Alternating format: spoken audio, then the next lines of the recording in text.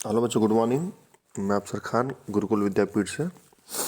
आज मैं आपको क्लास 9th का हिस्ट्री का चैप्टर सेकंड पढ़ाऊंगा। मैं उससे कुछ रिमेनिंग पार्ट्स बचे थे, उसको मैं पढ़ाऊंगा। देखते हैं हम लोग the first world war and the Russian empire. मतलब जो पहला विश्व युद्ध हुआ था और रूसी साम्राज्य, पहला विश्व युद्ध और रूसी साम्राज्य, जो रशियन एम्पायर था, उसके बारे में हम देखेंगे।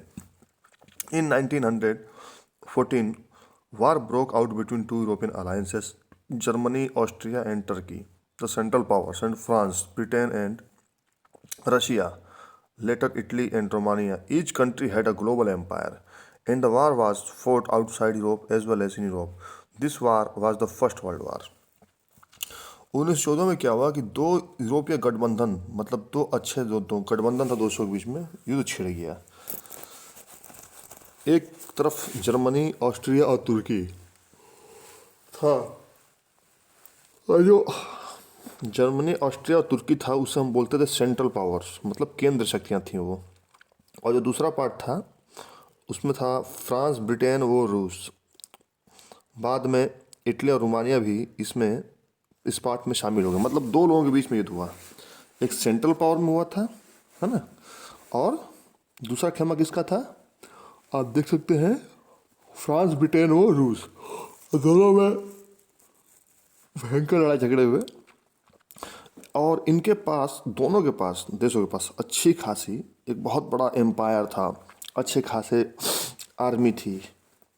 ठीक है, आगे चल के ये सिर्फ अभी आपस में ही लड़ रहे थे, लेकिन धीरे धीरे ये जो वार था ये यूरोप के बाहर भी फैल गया धीरे धीरे। पहले तो आपस में लड़ रहे थे, और धीरे धीरे जब फैला तो सब देश एक दूसरे से लड़ने लग गए थे, जिसे फर्स्ट वर्ल्ड वार कहा गया।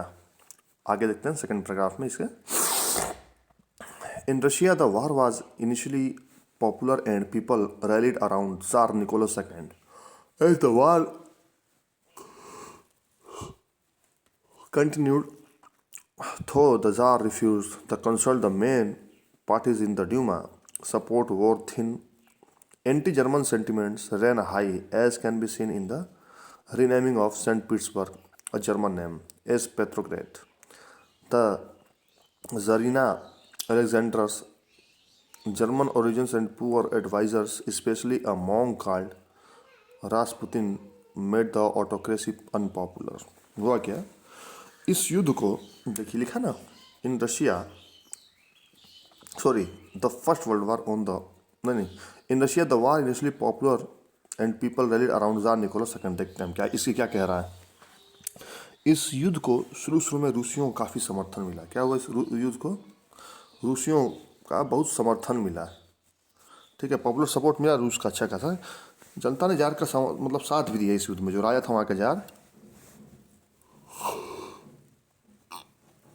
लेकिन जैसे जैसे ये जब वार आगे बढ़ा तो जो जार था ये थोड़ा सा ऑटोक्रेट डिक्टेटर टाइप का था, ऑटोक्रेट टाइप का था ये। तो इसने क्या किया, ड्यूमा क्या थी, वहाँ की संसद थी, पार्लियामेंट थी। तो ड्यूमा बहुत सारी पार्टियाँ थी, जैसे हमारे यहाँ बहुत सारी पार्टियाँ, भाजपा है तो सपा है, कांग्रेस है, ये सब पार्टियाँ हैं, तो वैसे वहाँ भी बहुत सारी पार्टियाँ थी। तो इसने क्या किया जार ने कि सबसे सलाह देना छोड़ दिया, मतलब ये अपने वाली पे आ गया। तो उसके बाद जब ये सलाह देना छोड़ देता है तो support war thin, anti German sentiments ran high, as can be seen in the naming of Saint Petersburg as German name as Petrograd. जब छोड़ दो उसका क्या था, तो लोग भी अब उसके साथ नहीं रहते हैं। जब उसका छोड़ देता तो लोग भी उसके प्रति जन समर्थन कम कर देते हैं। जर्मनी विरोधी जो थे भावनाएं दिनों दिन बलवती होने लग गई। जर्मनी विरोधी भावनाओं के कारण ही लोगों ने सेंट पीटर्सबर्ग का नाम बदलकर पेट्रोग्राद रख दिया था। मतलब धीरे धीरे अब जर्मनी में अब फैल रहा था विद्रोह, रिवोल्ट फैल रहा था, और उन्होंने क्या किया, नाम बदल दिया तुरंत। किसका नाम बदल दिया, इसका पेट्रोग्राद कर दिया नाम, बदल सेंट पीटर्सबर्ग का नाम बदल के पेट्रोग्राद कर दिया। अब जो जरीना थी, कौन थी जरीना, जार की पत्नी थी। क्वेश्चन एक नंबर का पूछ सकता है, थोड़ा सा इंपॉर्टेंट है ये। और जो जरीना थी वो अलेक्जेंड्रा के जर्मन मूल का होने और उसके घटिया सलाहकारों, खास तौर से रासपुतिन नामक एक सन्यासी ने राजशाही को और अलोकप्रिय बना दिया। मतलब थोड़ा इनके जो सलाहकार थे वो भी अच्छे नहीं थे, उल्टा सलाह देते थे, उसी पे अमल करते थे, जिसके कारण इनको लोग अब पसंद नहीं कर रहे थे। अब हम लोग नेक्स्ट प्रकार देखते हैं। The first world war on the eastern front deferred from on the western front.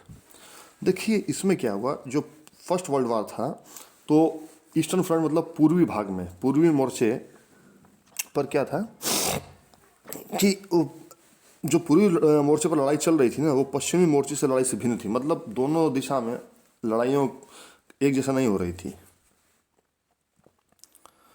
In the west armies fought from trenches stretched along eastern France. देखिए इसमें क्या बता रहा था, पश्चिम में सैनिक पूर्वी फ्रांस की सीमा पर बनी खाइयों से लड़ाई लड़ रहे थे। और उसके बाद क्या, ये तो पश्चिमी क्षेत्र की बात हो गई। और अब पूर्वी क्षेत्र में कैसे लड़ाई करते थे, along eastern France. In the east आर्मीज moved a good deal and fought battles living large casualties. लेकिन पूर्वी साइड में इसका हिसाब किताब कुछ दूसरा था। और इसमें क्या हुआ, पूर्वी मोर्चे पर क्या हुआ कि बहुत सारे सैनिक मौत के मुंह में जा चुके थे। क्यों जा चुके थे? क्योंकि वहां पे ये लोग अलग हिसाब से लड़ाई कर रहे थे। ठीक बेटा, आगे देखते हैं। Defeats were shocking and demoralizing. Russia armies lost badly in Germany and Austria between 1914 and 1916. There over 7 million casualty by 1917. देखिए हुआ क्या। इस मोर्चे पर बहुत सारे सैनिक मौत के मुंह में जा चुके थे। कौन से? पूर्वी मोर्चे पर। सेना की पराजय ने रूसियों का मनोबल तोड़ दिया, मतलब रशिया इसमें हार चुका था।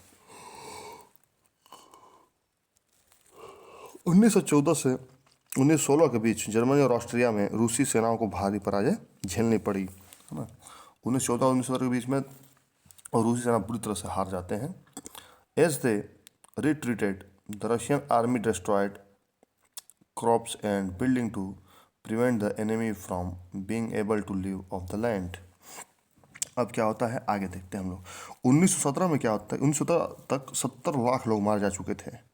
अब रूसी सेनाएं पीछे हट गई थी और अपने रास्ते में पड़ने वाली सारी फसलों को और इमारतों को उसने नष्ट कर डाला, मतलब सब बेकार कर दिया, ताकि दुश्मन की सेना वहाँ टिक ही ना सके। The destruction of crops and buildings led to over 3 million refugees in Russia. The situation discredited the government and the Tsar.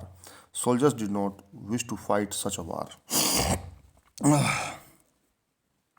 फसलों और इमारतों के विनाश से रूस में 30 लाख ज़्यादा लोग शरणार्थी हो गए। मतलब फसल भी खराब हो गई और कुल मिला क्या हुआ, इन्होंने बिल्डिंग को तोड़ दिया रशियन आर्मी ने। इन हालात ने सरकार और जार दोनों को अलोकप्रिय बना दिया। सिपाही भी युद्ध से तंग आ चुके थे, अब वे लड़ना नहीं चाहते थे। चलिए बेटा, यहीं आज का लेक्चर ख़त्म करता हूँ। जो भी डाउट्स होगा आप मुझे